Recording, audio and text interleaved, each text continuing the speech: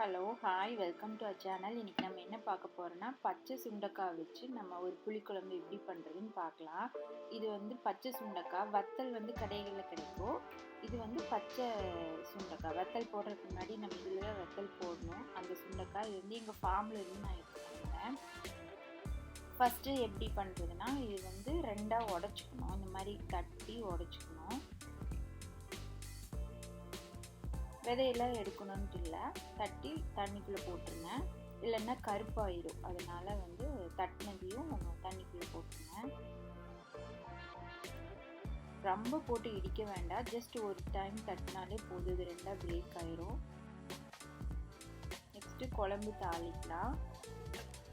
நல்லெண்ணெய் கடாய் ஹீட் ஆனதையும் நல்லெண்ணெய் ஊற்றிருக்கேன். நல்லெண்ணெய் ரொம்ப நிறைய ஊற்றணும், ஏன்னா புளிக்குழம்பு இது வந்து 2-3 நாளைக்குலாம் வச்சுக்கலாம். அதனால் கொஞ்சம் நிறையாவே எண்ணெய் எடுத்துக்கோங்க.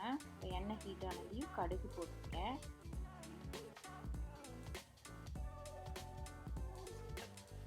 கடுகு பொரிஞ்சதையும் சீரகம், அப்புறம் கொஞ்சமாக வெந்தயம். இதெல்லாம் நல்லா ஃப்ரை ஆனதுக்கப்புறம் சின்ன வெங்காயம், பச்சை மிளகாய், கருவேப்பிலை அது வந்து போட்டு நல்லா அதையும் ஃப்ரை பண்ணிக்கோங்க. சின்ன வெங்காயம் எல்லாம் கொஞ்சம் நிறையா போடணும், அப்போ தான் வந்து இந்த குழம்பு நல்லாயிருக்கும். அதுக்கப்புறம் ரெண்டாக கட் பண்ணி வச்ச பூண்டு அது ஆட் பண்ணுறேன். அதுக்கப்புறம் தக்காளி வந்து கட் பண்ணி வேணாலும் நீங்கள் போட்டுக்கலாம். நான் வந்து இன்னைக்கு பேஸ்ட் மாதிரி அரைச்சி சேர்க்குறேன். இது எல்லாமே வந்து எண்ணெயில் நல்லா ஃப்ரை ஆகணும். அதுக்கப்புறம் நம்ம இடித்து வச்சு சுண்டைக்காய் ஆட் பண்ணுறேன்.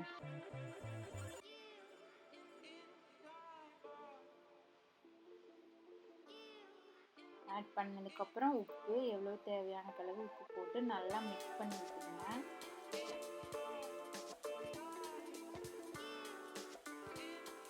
மிக்ஸ் பண்ணிவிட்டு ஒரு 5 to 10 minutes வந்து மீடியம் ஃப்ளேமில் மூடி வச்சுருங்க, வேகட்டும். பாருங்கள், வெந்ததுக்கப்புறம் இந்த மாதிரி இருக்குது. அந்த தக்காளியில் இருக்கிற தண்ணியெல்லாம் நல்லா ட்ரை ஆகி சுண்டைக்காவும் நல்லா வெந்து வந்துடுது. இந்த ஸ்டேஜில் நம்ம என்ன பண்ணோம்னா அடுத்தது புளி தண்ணி ஊற்றணும். புளி தண்ணி வந்து நிறையா ஊற்றணும். இது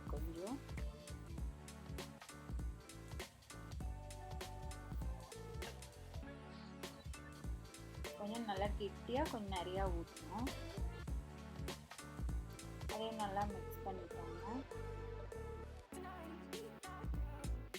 அதுக்கப்புறம் நான் வீட்டில் வந்து ஒரு மசால் பொடி அரைச்சி வச்சுருக்கேன். இது வந்து வரமிளகாய், சீரகம், குருமிளகு 3 சேர்ந்து பச்சையாக அரைச்சி வச்சுருக்கேன். இந்த மாதிரி குழம்புக்கெல்லாம் போடுறதுக்கு அந்த பொடி வந்து நான் 2 ஸ்பூன் ஆட் பண்ணுறேன்.